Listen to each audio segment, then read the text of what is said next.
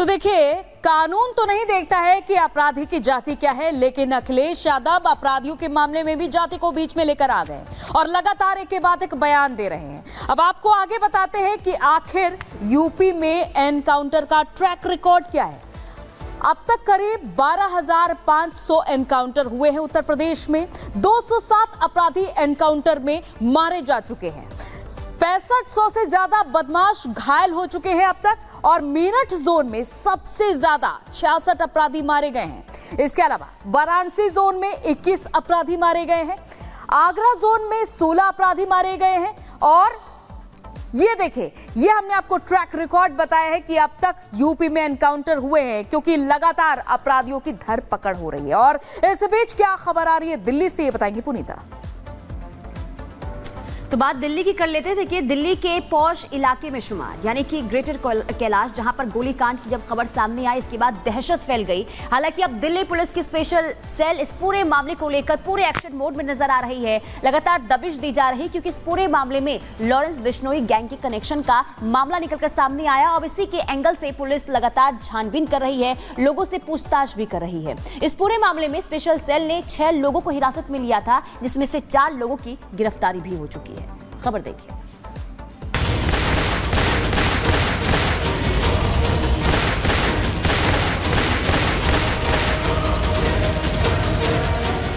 Crime की file में अपने नाम कई केस दर्ज करवाने वाला लॉरेंस बिश्नोई जेल में है, लेकिन बाहर उसके साथी एक के बाद एक कई वारदातों को अंजाम देकर कई लोगों की जान लेकर दहशत फैला रहे हैं।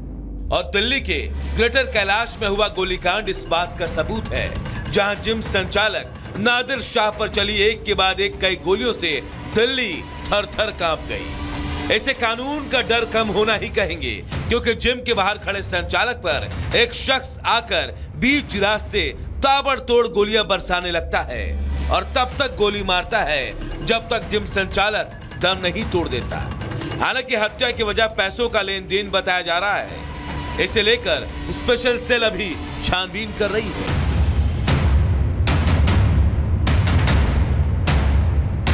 दरअसल लॉरेंस बिश्नोई गैंग के गुर्गे ने जिस जिम संचालक पर गोलियां चलाई, उस शख्स का नाम नादिर शाह है, जो कि अफगानिस्तान का रहने वाला था और दिल्ली के ग्रेटर कैलाश में एक जिम चलाता था।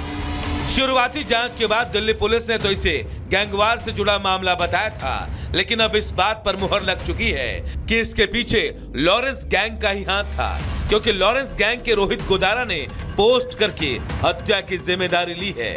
हालांकि रिपब्लिक भारत इस पोस्ट की पुष्टि नहीं करता है, लेकिन ये पोस्ट देखिए जिसे रोहित गोदारा ने लिखा है। गोदारा लिखता है कि दिल्ली में नादिर शाह का जो मर्डर हुआ वो हमने करवाया। हमारे भाई तिहाड़ में हैं। समीर बाबा भाई का मैसेज आया था कि नादिर शाह हमारे दुश्मनों से मिलकर हमारे धंधे में रोड़ा बन रहा है, इसीलिए हमने मरवा दिया। गोलीकांड और फिर सामने आई इस पोस्ट के बाद दिल्ली पुलिस की स्पेशल सेल भी एक्शन में है और अब तक नादिर शाह हत्याकांड में 4 आरोपियों को गिरफ्तार किया जा चुका है। हालांकि स्पेशल सेल ने 6 लोगों को हिरासत में लिया था, लेकिन पूछताछ के बाद 2 लोगों को छोड़कर 4 आरोपियों को गिरफ्तार कर लिया गया। इतना ही नहीं, स्पेशल सेल की जांच में यह भी सामने आया कि हत्याकांड की साजिश विदेश में बैठे रोहित गोदारा ने रची थी, जिसके बाद गोलीकांड का जिम्मा तिहाड़ जेल में बंद हाशिम बाबा को सौंपा गया था। हालांकि इस गोलीकांड के बाद राजधानी की कानून व्यवस्था पर सवाल खड़े हो रहे हैं कि आखिर दिल्ली में अपराध कब थमेगा, लेकिन पुलिस की स्पेशल सेल फिलहाल छानबीन कर रही है, जिसके बाद उम्मीद है कि जल्द इस मामले में और भी खुलासे हो सकते हैं। Bureau report, Republic Bharat. तो नादिर शाह की हत्या कर दी गई, ताबड़तोड़ गोलियां बरसाई गई। उसके बाद कई सवाल उठ रहे हैं कि आखिर नादिर शाह की हत्या क्यों की गई, क्या वजह रही। तो आपको यह बता दें कि नादिर शाह भी क्राइम में संलिप्त था। क्या है उसकी क्राइम कुंडली, जरा ये आपको समझाते। देखिए, नादिर शाह पर कई आपराधिक केस पहले से ही दर्ज थे और नादिर शाह अफगानी मूल का निवासी था। हालांकि यहां पर आकर वो रह रहा था। 17 सितंबर को नादिर की कोर्ट में पेशी भी हुई थी, क्योंकि कई मामले इस पे दर्ज और इसी के तहत उसकी पेशी भी कोर्ट में हुई थी। गैंगस्टर रोहित चौधरी गैंग से इसका नाता था और एक यही वजह मानी जा रही है कि नादिर शाह की हत्या कर दी गई होगी। जेल में बंद है गैंगस्टर रोहित चौधरी और इससे उसका एक गहरा नाता, एक गहरा कनेक्शन था।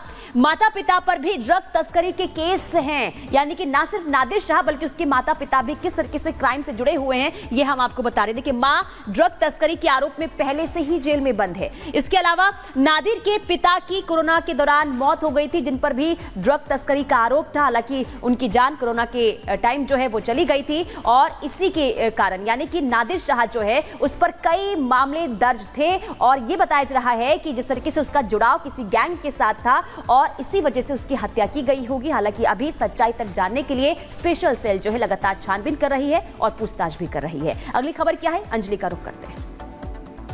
तो चलिए अब बात करते हैं कोलकाता केस के बारे में, क्योंकि बंगाल की सीएम ममता बनर्जी की वार्ता अपील के बाद आंदोलनकारी डॉक्टर ने पीएम और राष्ट्रपति के नाम चिट्ठी लिखकर इस पूरे मामले में इंसाफ दिलाने के लिए दखल करने की मांग की है। तो वहीं मेडिकल कॉलेज के पूर्व प्रिंसिपल संदीप घोष ने नार्को टेस्ट से इनकार कर दिया है, जिसके बाद से इस पूरे मामले में उसकी संलिप्तता का शक और भी ज्यादा गहरा गया है। देखिए रिपोर्ट।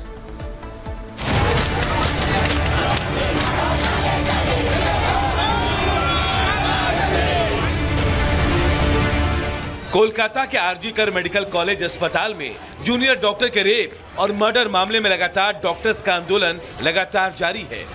डॉक्टरों और बंगाल सरकार के बीच डॉक्टर्स की मांगों को लेकर और प्रदर्शन खत्म करने पर सहमति नहीं बन पा रही। हालात ये हैं कि ममता बनर्जी सरकार लगातार डॉक्टर्स को आमंत्रित कर रही है, उनका इंतजार कर रही है, लेकिन डॉक्टर बंद कमरे में बात करने को तैयार नहीं। आरजी कर मेडिकल कॉलेज और अस्पताल बलात्कार हत्या की घटना पर विरोध प्रदर्शन के बीच जूनियर डॉक्टरों ने स्वास्थ्य भवन में अभया क्लिनिक नाम से क्लिनिकल शिविर शुरू किया। प्रदर्शन के साथ डॉक्टर्स इलाज भी कर रहे हैं। वहीं ममता बनर्जी के इस्तीफे वाले बयान के बाद बीजेपी अब हमलावर हो गई है। बीजेपी का कहना है कि ममता बनर्जी बस दिखावा कर रही हैं। ममता बनर्जी को न्याय दिलाने से मतलब नहीं, बल्कि आरोपियों को बचाने में ज्यादा दिलचस्पी है। ममता बनर्जी जी ने केवल और केवल निर्ममता का परिचय दिया है और लगातार जिस प्रकार से उनकी सरकार ने बेटी को न्याय दिलाओ नहीं बल्कि सबूत मिटाओ, सत्य को छुपाओ और बलात्कारी बचाओ किया है, आज केवल कोई सिंपैथी कार्ड खेलकर वो बच नहीं सकती, उनको अकाउंटेबिलिटी लेनी होगी।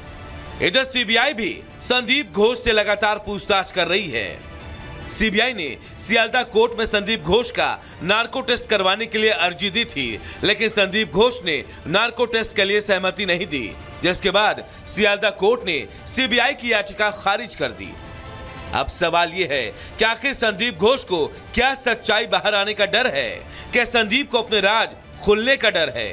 सीबीआई पहले ही संदीप घोष और मुख्य आरोपी संजय रॉय समेत 10 लोगों का पॉलीग्राफ टेस्ट कर चुकी है।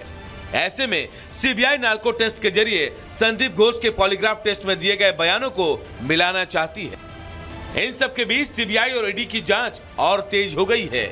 एक तरफ ईडी संदीप घोष और उसके करीबियों के ठिकानों पर लगातार छापेमारी कर रही है।